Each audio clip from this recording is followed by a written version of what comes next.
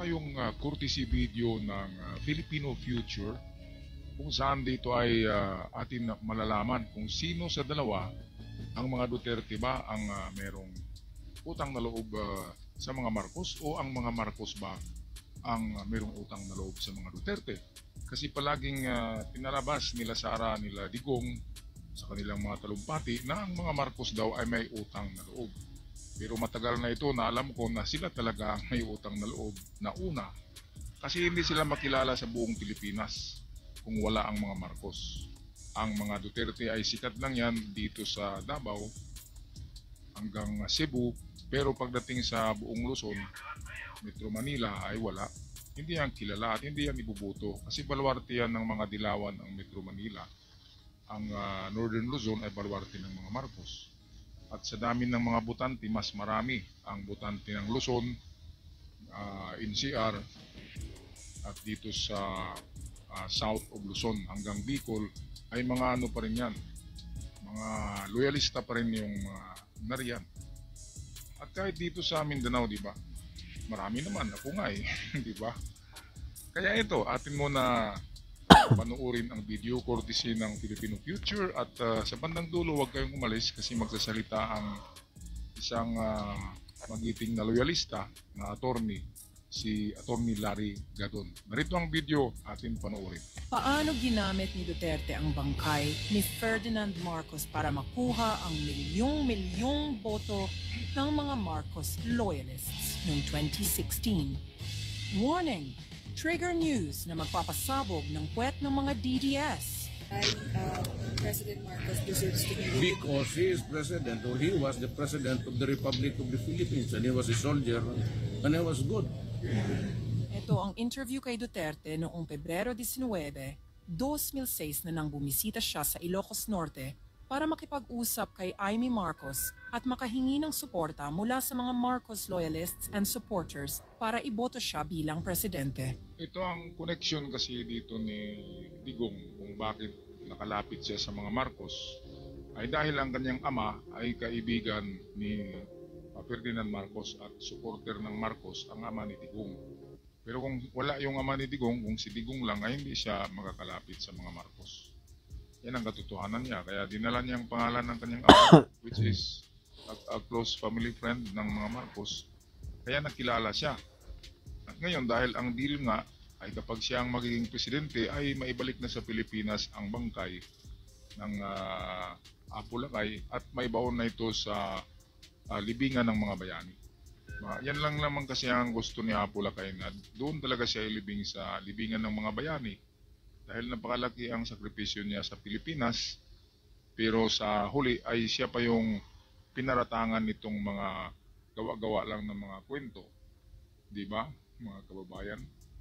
Kaya ito talaga ang ticket to presidency. Ito yung ticket ni Digong ang paglapit sa mga Marcos. Kasi mantakin nyo, lahat ng Ilocos majority of Ilocos, halos 90% ay bumoto kay Digong dahil yun ang sabi ng mga Marcos na iboto natin si Digong para maibalik at maibaon sa libingan ng mga bayani ang yumaong si Apo Lakay. Balik tayo sa video. Naging bukang bibig niya si late President Ferdinand Elia Marcos kaya nakuha niya ang kalooban ng mga loyalista. Correct. Panoorin. Ferdinand Marcos really planned his life to serve his country as president. Makita ko naman ang rise niya sa Naway dito, to Mindanao, do not compare me with the president. Sir, a lot of people are also supporting a tandem of you and Bongbong. What do you think of that, sir? I thank ako. Ang tao who ordered, and I would like to thank them. For after all, I said, not everybody knows it, my father and Ferdinand Marcos were close allies. He was a loyal ally. Sir, what in the Marcos governance would you copy in your own presidency? Kita mo naman, biyayang dagat maganda yun. Masana ka na 99, maganda yun. Bati yung nanon na siya, they allow, binigyan na niya sa tao, this is the blueprint. Along the way, puro kurap dito, puro kurap doon, sira. And the last days, Ito mga kababayan, napakaswerte talaga ni Digong dahil nirecommend siya ni PBBM na iboboto ng mga loyalista. Ang dami-daming loyalist, di ba? Metro Manila, meron. Buong Luzon, buong Northern Luzon, yan ay mga Marcos. Di ba kaya napakaswerte ni Digong tapos gumawa pa siya ng mga kung ano-anong mga bangag-bangag video, di ba? Sinisiraan niya kaagad eh. Pag panalo pa niya lang, yung 2016, nang manalo siya ay nag-umpisa na siyang manira kay PBBM para makuha nila talaga ang itong sunod-sunod na ang plano diyan ay after ni Digong maging presidente ay si Sara na naman ang magiging presidente. Ito bakbo si Bongbong pagka-presidente kasi yun naman talaga ang target ni PBBM dahil isa diyan ay yung di ba yung mga accounts sa Swiss Bank. Kapag isa sa mga Marcos ay magiging presidente, ay mawawala yung pag-freeze sa assets doon sa Swiss at pwede na nilang mabuksan yon ng mga account. Kaya siguro ay may nabuksan, di ba? Nahalata naman natin na binabayaran ni PBBM yung utang ng 2023 at 2024. Yung utang niya, binabayaran niya. Magtaka tayo sa nakakuha ng pera, di ba? Pwedeng interest. Ngayon balik tayo dito kay Digunyo. Walang utang na loob na tao ito. Kasi kung hindi kay Marcos, hindi sa mga Marcos ay hindi makilala ito. Hanggang Davao lang ito eh. Walang yaman yan. Di ba? Hindi pa nga naging senador. Paano sumikat yan? Sumikat lang yan dahil kay PBBM, dahil sa pagrekomenda ng mga Marcos sa kanya. Yan ang katotohanan yan. Okay, balik tayo sa ating video courtesy ng Filipino Future. Pero overall, I think that he did something good for it. For after all, we elected him. And he was not, sabi mo na, may isang word dito na tamad. Hindi tamad yun. I believe that he was really, even asleep, he was thinking about his work as president. So could you just reiterate why President Marcos deserves to be? Because he is president, or he was the president of the Republic of the Philippines, and he was a soldier, and he was good. Kung magtatanong na lang kasi ang tao, kasi wala nang nakita kung yung pagkakamali. Oh, that is, you know, when people judge first when they condemn. Ganun kasi yan. You are at your best element, especially yung kasiraan ng kapwa mo. Hindi kanila mamadya. Look at the structures that Marcos built. Nandiyan pa, ginagamit pa. Ang pinakamalaking donor sa presidential campaign ni Rodi Duterte noong election 2016 ay walang iba kundi si Antonio Florirendo Jr. na anak ng isang Marcos loyalist at business partner ni FEM na si Antonio Florindo Singera na based sa Davao. Nasa 75 milyon ang naibigay para kay Duterte at 25 milyon naman para sa suporta sa PDP laban. Ayan, so tiyak ko, hindi yan hindi yan naubos. At least meron siyang natira dyan na 10 milyon. Grabe yan. Kaya ang dami-daming account hindi ko mo. Pero sa panahon nito, nitong pag-upo pa lang niya, ay hindi pa siya nakakonect sa mga Chinese na mga tinatawag na mga drug lord. Pugo. Hindi pa kilala niya si Michael Yang. Wala pa yan. Noon lang ng mga 2019 siguro nang sumikat na ito dahil kumiling na siya sa China ay doon na nilalapitan na siya ng mga Pugo. personality ng China. Mga personalidad na mga di ba? Alam niyo na yung klase, yung tipo ni Michael Yang kung ano yan. Kaya ito, si Digong, ang una talagang ticket nito, ang stepping stone, yung unang step niya para siya sumikat ay lalapit sa mga Marcos. Alam naman natin na talagang political kingpin ang mga Marcos sa norte at walang makatalo niyan. Di ba? Kahit nga hanggang Mindanao ay mayroon pa rin mga loyalista. Di ba mga kababayan? Ngayon sasabihin ni Sara at ni Digong na walang utang na loob daw si Marcos kasi sila ang nagpabaon.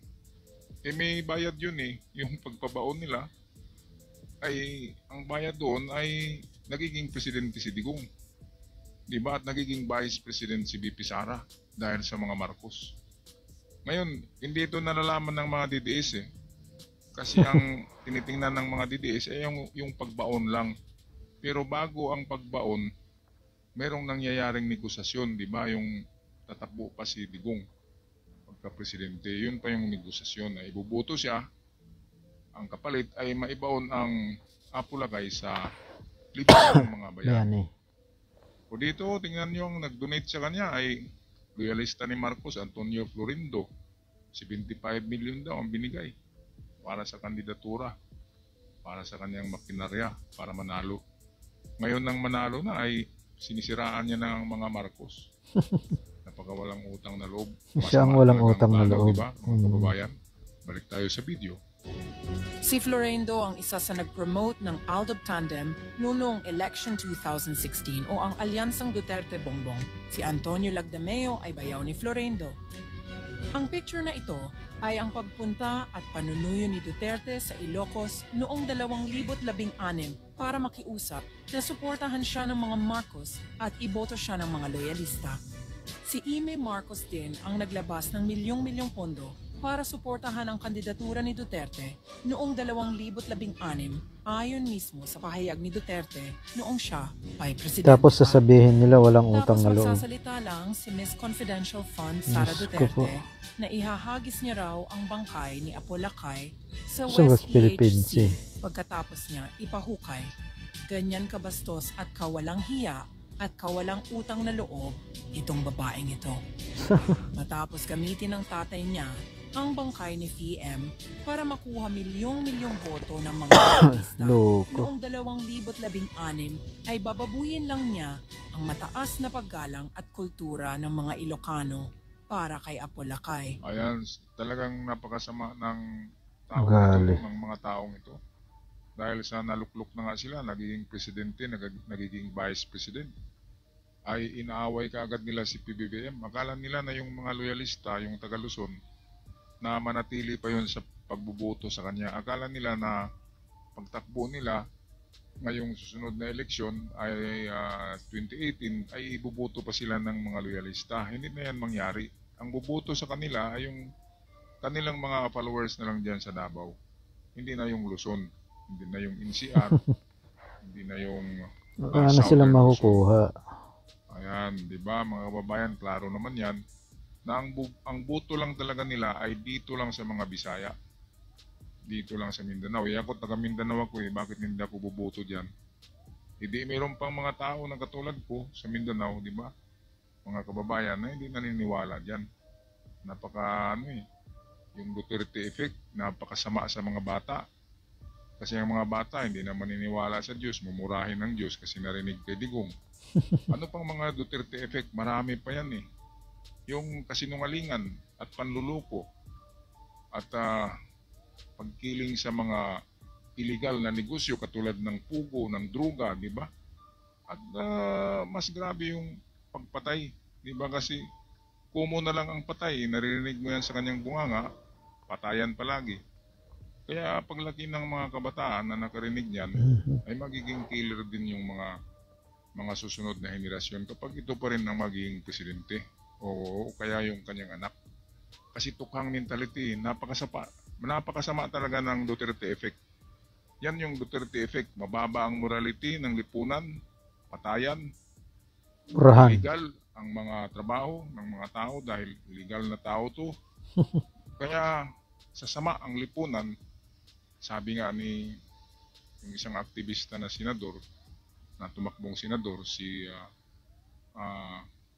ba yun?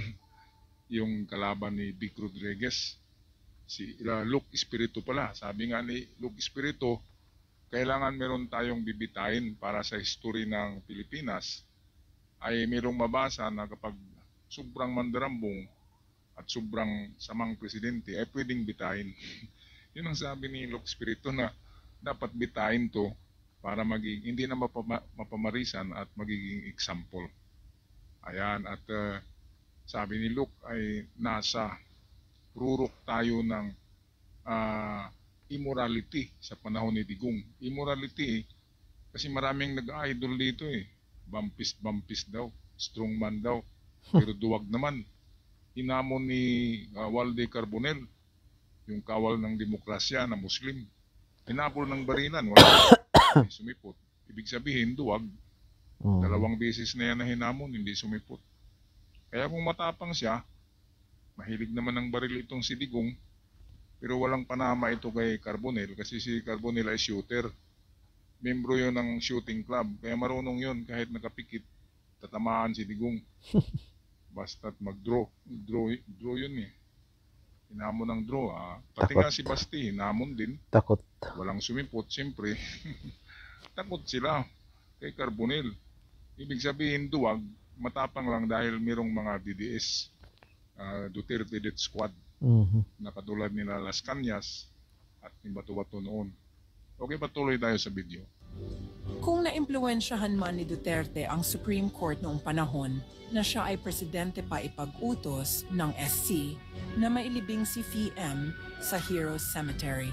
Dahil yan sa utang na loob niya sa mga Marcos at mga Marcos loyalists. Hindi utang na loob ng mga Marcos yan sa kanya. Kabayaran yan ng suporta at boto na ibinigay sa kanya ng mga loyalista. Tama. Correct. Hindi mga Marcos ang may utang na loob kay Duterte, kundi ang mga Duterte ang may utang na loob sa mga Marcos. Tama na naman. Sa press conference ni Duterte sa Ilocos noong Pebrero 2016, sinabi niya na sang-ayon siya na maipalibing si FEM sa libingan ng mga bayani. Dahil diyan, sinuportahan at ibinoto siya ng milyong-milyong Marcos loyalists sa iba't ibang panig ng Pilipinas, mga loyalista na nasa ibang bansa, at ng mga Ilocano sa North Luzon. Tama. Take note, hindi lang mga Ilocano ang mga loyalista. Milyon din ang mga Marcos loyalists na mga Tagalog, Bisaya, Bicolano, Waray, Chavacano, Kapampangan at mga Cordillerans. Mhm. Ang mga Marcos loyalista ang nagpanalo kay Duterte noong 2016. Si Duterte ang may malaking utang na loob sa mga Marcos at Tama. mga Marcos loyalists. Tama.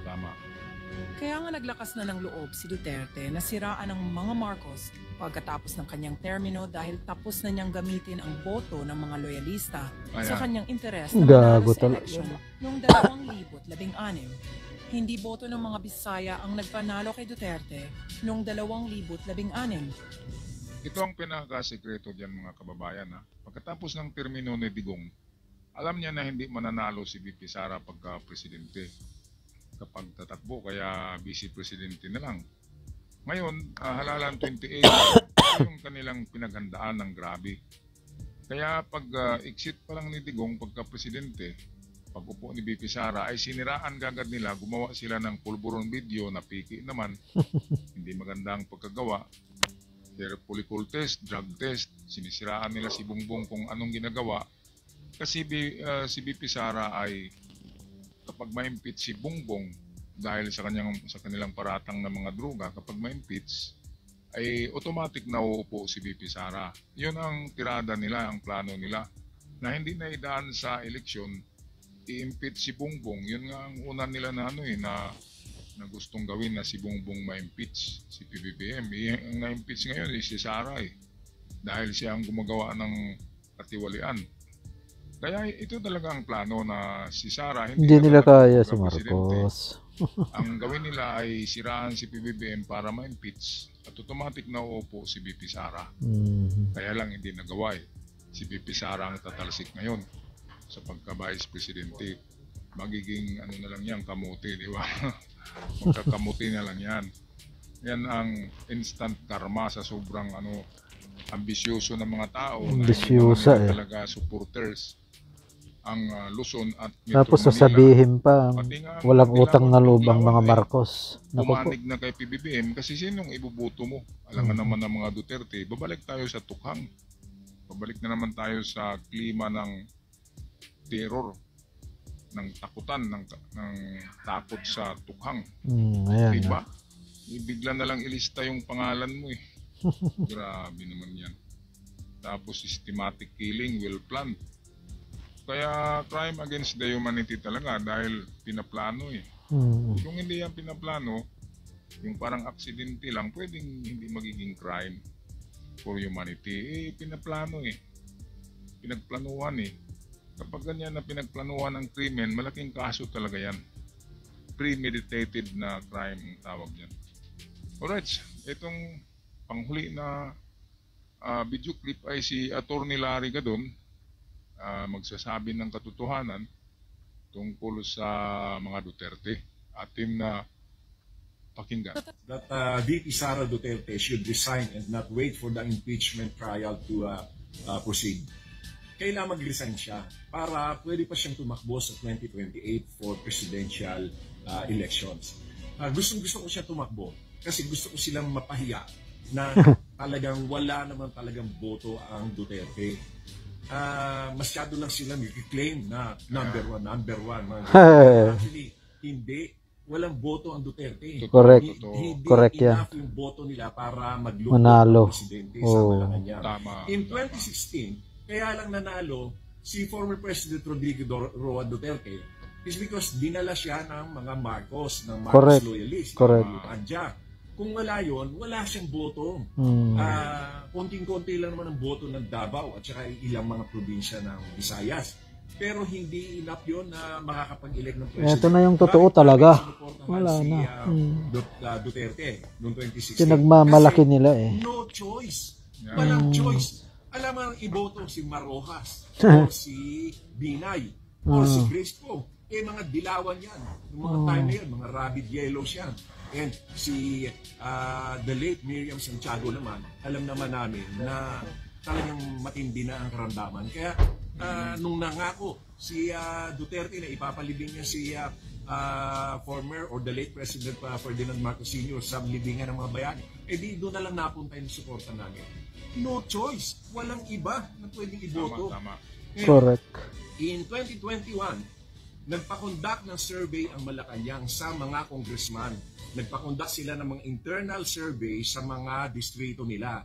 At doon ay lumabas na ang number one na may malayong agwat sa percentage ay number one ay si BBM.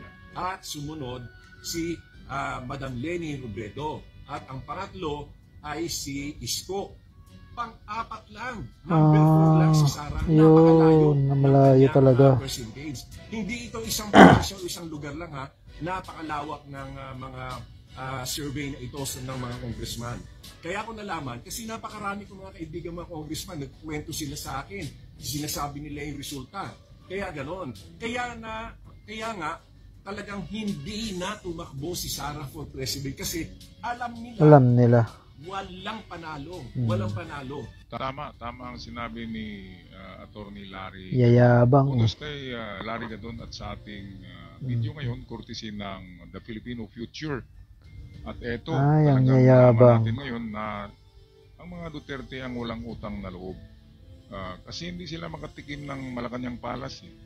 Kung hindi sila tinulungan ni PBBM na ibigay ang boto ng mga loyalista na napakarami. Di ba mga kababayan? Ano sa palagay nyo? Correct. Mga kababayan, pag-comment sa ating comment section. Correct yan. Magpaalam